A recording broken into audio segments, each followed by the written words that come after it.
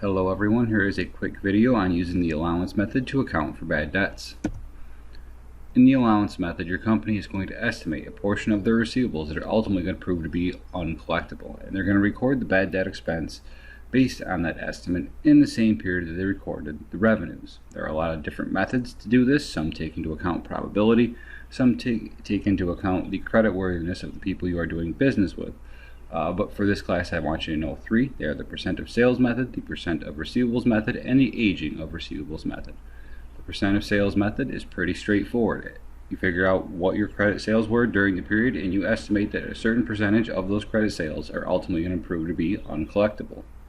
For the percent of receivables, you look at your balance of AR at period's end, and you assume that a certain portion of your receivables are going to be uncollectible. Aging of receivables method is very similar to the percent of receivables method, but there's one extra piece of information that's going to go in, and it's that all receivables on your books are not the same. Namely, receivables which have been outstanding for a longer time are less likely to be collected. So we're going to weight the percentage of collectability on our receivables based upon how long they have been on our books for. Let's do a journal entry for the percent of sales method, and we're going to say that ABC company typically experiences 2% bad debt ratio for their credit sales, and during March of 20XX, ABC company did $100,000 in sales revenue. What accounts are going to be affected? Well, the first one is going to be our bad debt expense, because we have to record the expense in the same period as the revenues, and we're using the allowance method, so the other one is going to be allowance for bad debt. What types of accounts are these? Well, bad debt expense is an expense. Allowance for bad debt is a contra asset account. It's a separate account, but it is tied to your receivables. Are they increasing or decreasing? They're both going to go up. We're recording more of an expense, and we're increasing the amount of our allowance. Therefore, bad debt expense is going to have to be our debit, and our allowance for bad debt is going to have to be our credit. So on March 31st, at the end of March 20XX, we're going to debit bad debt expense. For how much? Well, we're estimating that 2% of our sales are going to be uncollectible, and then we did $100,000 in sales. So if we multiply that $100,000 in sales by our 2% uncollectability, we're going to come up with $2,000. Yes, we did $100,000 in sales on credit, but we expect that we're never going to see $2,000 of that. So we're going to put that amount into our allowance for bad debt and record the expense in the same period that we recorded the revenues when we adjust our allowance for bad debt. On April 25th, a $150 receivable due from Bob King is going to be deemed uncollectible by ABC Company. What accounts are going to be affected? Well, in the allowance method, you have an allowance for bad debt that's there that you can take funds out of, I guess, when you write off bad debt. Well, that's exactly what we're going to do here. So the first account being affected is allowance for bad debt, and the second one is going to be the receivable from Mr. King. What type of accounts? Allowance for bad debt is a contra asset. AR King is an asset.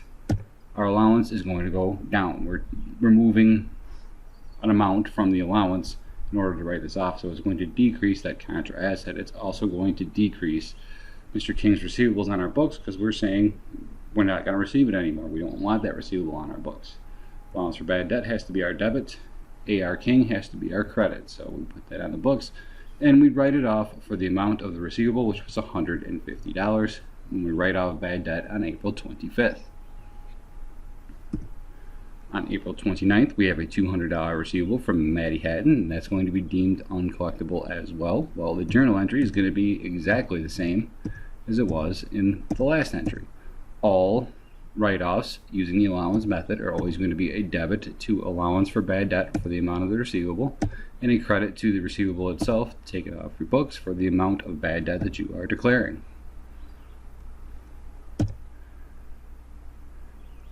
In this next entry, ABC Company has generated $120,000 worth of sales revenue during April of 20XX, but they've decided to decrease their estimated percentage of uncollectability to 1.5%. So they start with 2%, but they realize that's probably too high of a number. They're going to collect more than that. So they need to reduce the amount of receivables they deem uncollectible when they establish their allowance. Well, we have different inputs. We have a different amount of sales revenue. We have a different uncollectability percentage, but the accounts we use are going to be exactly the same. The journal entry to increase or adjust our allowance for bad debt using this percent of sales method is still going to include bad debt expense and allowance for bad debt, whereas bad debt expense is your debit and allowance for bad debt is your credit. So we throw this on the books on April 30th for how much? Well, we did $120,000 in sales. Our uncollectability percentage is 1.5%, so if we take 120,000 multiply it by 0.015, we're going to come up with $1,800. We're assuming that $1,800 of that $120,000 in credit sales we did, we're never going to collect upon. And that's how the percent of sales method works. Every period, at the end of the period, you figure out what you did in sales, you set an uncollectability percentage, and you multiply your sales by your percentage of uncollectability to increase your allowance by that amount. And whenever you have a bad debt that you have to write off, you take that amount of money out of the allowance when you remove the receivable from the books. The next method is the percent of receivables method. On December 31st of 20XX, XYZ company is going to have $6,375 worth of accounts receivable on its books. Based upon historical precedents, they're going to estimate that they'll never see 4% of those receivables. They're going to establish their allowance for bad debt for the first time, and that's important. This is the first time they're putting an allowance on the books. What accounts are going to be affected? Well, we have a different method. Again, different inputs, but the accounts are always the same. To establish or increase your allowance for bad debt, it's always going to use bad debt expense and allowance for bad debt. One expense account, one contra asset account, whereas both are going to be increasing, so you're going to debit your bad debt expense and credit your allowance for bad debt. So on December 31st, XYZ company is going to debit bad debt expense. For how much? Well, we take the amount of receivables outstanding on our books at period's end, 6,375, and we multiply it by our percentage of uncollectability, which is 4%. That comes out to be $255. So that is the amount of expense we're going to record during December, and it's the amount we are going to put into our allowance for bad debt when we establish it for the first time. On January 15th, we're going to say that XYZ company is writing off a $155 receivable from John Johnson as uncollectible. How do we record this? We use the same accounts that we did before. We're going to take it out of our allowance in order to take Mr. Johnson's receivable off the books. Our allowance is a contra asset. The receivable is an asset. The allowance is going to be going down because we are taking funds out of it to write off this bad debt. Mr. Johnson's receivable is uncollectible. It's coming off the book, so it has to go down as well. Therefore, allowance is going to be our debit, and the receivable is going to be our credit. And when we put it on the books, we put it on for face value, the $155 that was outstanding. So on January 15th, we debit allowance for bad debt for $155. We credit A.R. Johnson for $155 when we write off bad debt. At this point, this is what our allowance for bad debt T account looks like. We started with $255 when we established it. Well, we just used $155 of it to write off Mr. Johnson's receivable. So at this point, after we had this write-off, the balance of our allowance is down to $100. At the end of January, XYZ company had $7,000 worth of accounts receivable on its books. The company still believes that 4% of all receivables will be uncollectible. So what are we going to do here? The same thing we have been doing. Anytime that you establish or increase your allowance for bad debt, it's always going to be a debit to bad debt expense and a credit to allowance for bad debt. So we throw that up in there, but for how much? Well, this is where things differ slightly from the percent of sales method. See, with percent of sales, you just took that percent of sales each period and you added it to your allowance. But for the percent of receivables method, you're going to have a target balance. We have $7,000 worth of receivables. We think that 4% of them will never be collected. 7,000 times 0.04 is $280. That's how much we should have in our allowance. But our allowance isn't zero right now. After we wrote off Mr. Johnson's receivable on the 15th, we still had $100 left in our allowance. So what we need to do is increase our allowance for bad debt from its current balance to its target balance.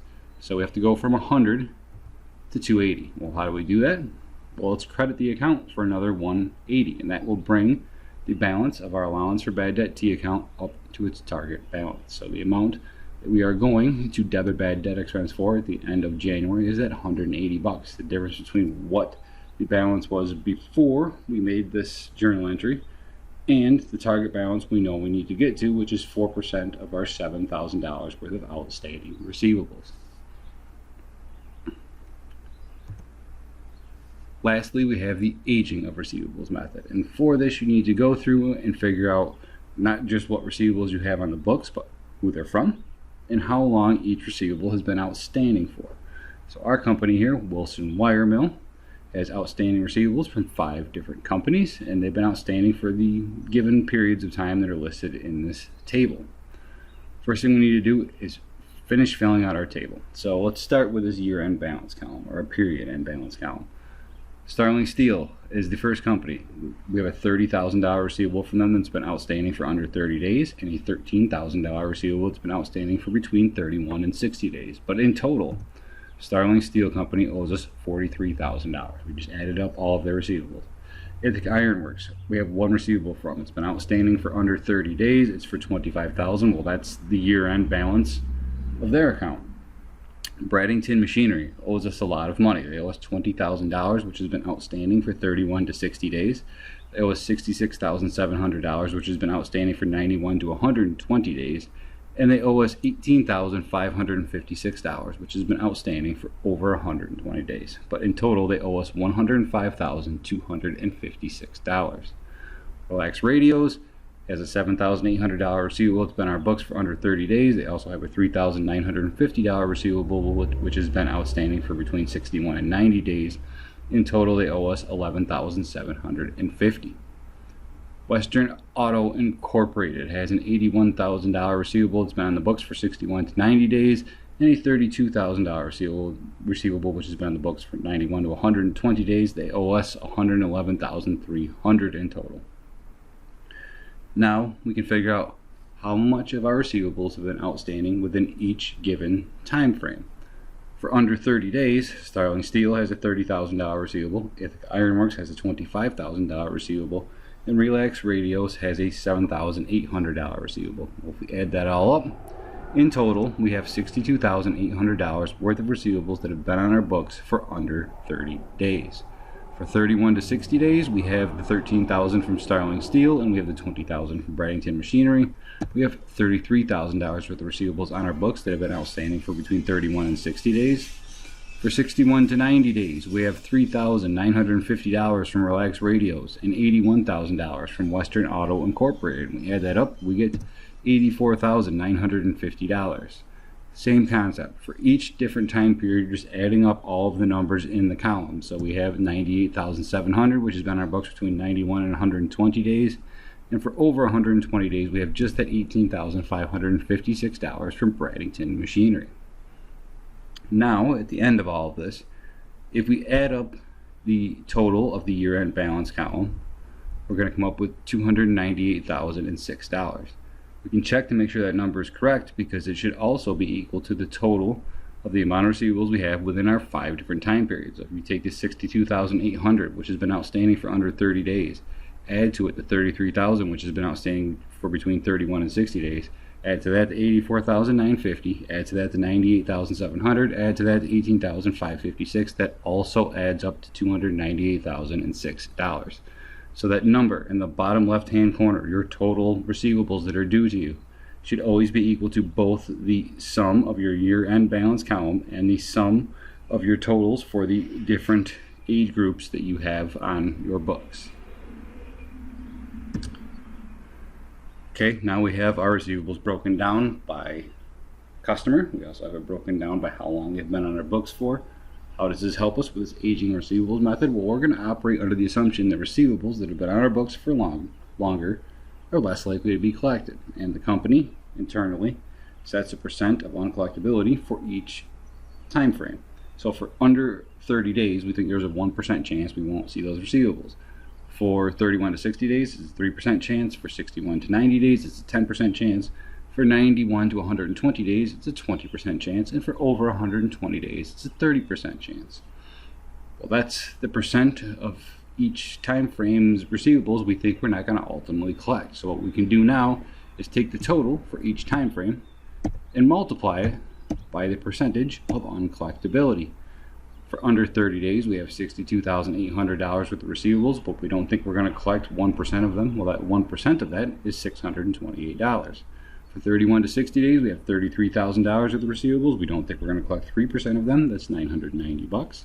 We have $84,950 worth of receivables that have been outstanding for between 61 and 90 days. And we don't think we're going to see 10% of them, which means that's going to be $8,495. For 91 to 120 days, we have $98,700 worth of receivables. We don't think we're going to see 20% of that. That's $19,740. And lastly, for our longest age range, which is over 120 days, it has a 30% chance of uncollectability. So if we multiply that 18,556 by 30%, we come up with 5,567. And if we take those five numbers that we just calculated, 628, 990, 8,495, 19,740, and 5,567, and we add them all together, we're going to come up with 35,420. That is our period end target balance for our allowance. So we need to have our allowance based on our aging and receivables table be equal to 35,420 at period's end. So Wilson Wire Mill's allowance still has a balance. Like I said, using the aging and receivables method is just like the percent of receivables method. You're going to have a balance in your allowance, and you're going to have to get from your current balance to your target balance. Well, our current balance is $9,920. We just determined that our target balance was $35,420. What accounts are we going to use? Well, we have to increase our allowance for bad debt. So it's going to be the same that we've been using all along. To increase your allowance for bad debt, you debit bad debt expense and you credit allowance for bad debt. So we can throw that on the books. For how much? Well, our allowance has $9,920 in it. We know we need to get to $35,420. That was our target balance.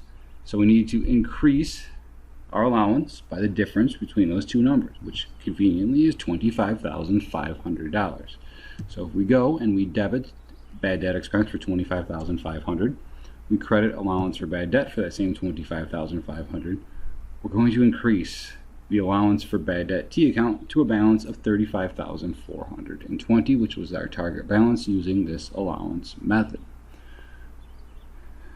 So for the percent of receivables method, or the aging of receivables method, you're going to go from your current balance to your target balance. For the percent of sales method, there's no such thing as a target balance. You just add to it whatever percent of sales you are going to estimate to be uncollected.